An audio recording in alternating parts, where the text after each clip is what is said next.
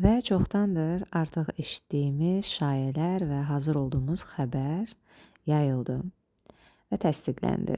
Dior brendinin qadın geyimləri üzrə yaradıcı direktoru Maria Grazia Chiuri Romada keçirilən Cruise 2026-cı il kolleksiyasının nümayişindən sonra vəzifəsindən ayrıldığını elan etdi.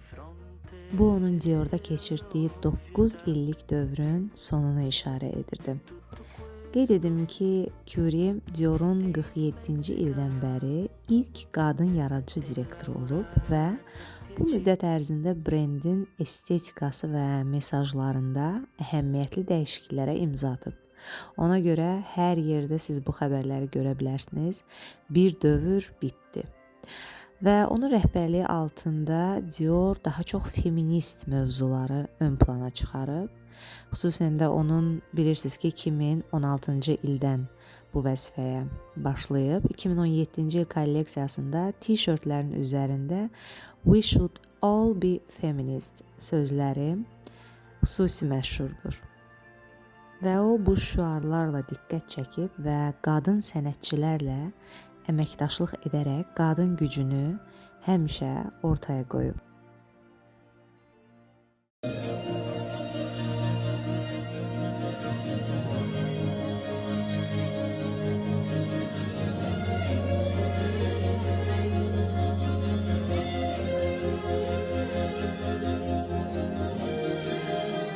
Və onun bu kolleksiyası sonuncu, yəni The Beautiful Confusion adlanırdı.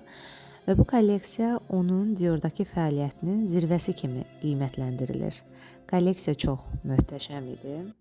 Və artıq əsas sual budur, Dior'un növbəti kreativ direktoru kim olacaq? Hələ elan edilməyib, lakin şayə və analizlərə baxsaq, bizim əslində birinci adımız Jonathan Anderson'dır. Çünki o, kişi kolleksiyası üzrə artıq kreativ direktor olaraq vəzifəyə təyin edilib. Və deyilənə görə elə onu qadın geyimləri üzrə də kreativ direktor vəzifəsinə hazırlayırlar. Amma bizim analizlərimizə görə bir adımız da var və bu sevimli John Galliano'dur. Mən bu dizaynerlərin hər ikisini çox sevirəm, hörmət edirəm və bəyənirəm, hər ikisi layiqlidir bu vəzifəyə. Jonathan Anderson zaten özünü sübut etmiş bir dizaynerdir. Çox gözəl öhdəsindən gələcək. Amma bəlkə John Galliano'nun Dior'a yenidən qayıtması üçün elə zaman yetişib. Ya da bilmək olmaz, elə bir şəxsi kreativ direktor elan edəcəklər ki, hər birimiz şok içində olacaq. Görək, gözləyirik. Və sonda təbii ki, Maria'ya təşəkkür edək və onun yaradıcılığından müəyyən videoları istəyirəm sizə göstərim. Is a key element in your style. So for me was a goal to do a jacket that was very wearable. And I did this bar jacket that we have in the collection that is very Dior shape but is very light. But at the same time, I used to dress with denim pants. So I think it's important that you give opportunity to mix traditional outfit, like a jacket, but also with something that is more contemporary, like a denim that is, I think, is a modern uniform. I hope that in Dior we speak about femininity in a different way.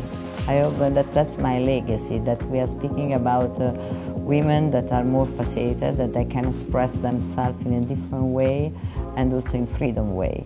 That's what I really want, I hope, to do with my job.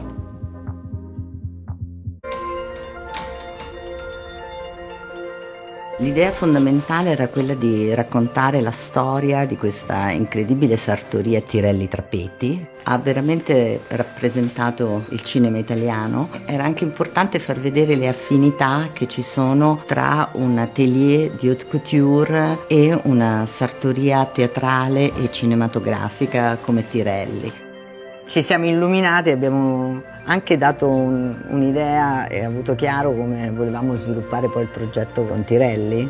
Esatto, questo è un bellissimo abito realizzato per il maestro Piero Tosi per la storia vera della Signora delle Camelie, ed è un abito affascinante perché è una garza che è stata lavorata, diciamo, un po' invecchiata, ha però una sua grazia e una sua poesia che toglie il fiato. Abbiamo utilizzato dei pizzi autentici dell'epoca, tutte le piegoline che sono state realizzate a mano. La garza ovviamente, se la tiri troppo, si sfilaccia, e quindi fare delle cuciture deve essere molto molto preciso. È incredibile questa capacità di unire materiali di epoche diverse, perché nel tempo mantiene questa poesia che è unica.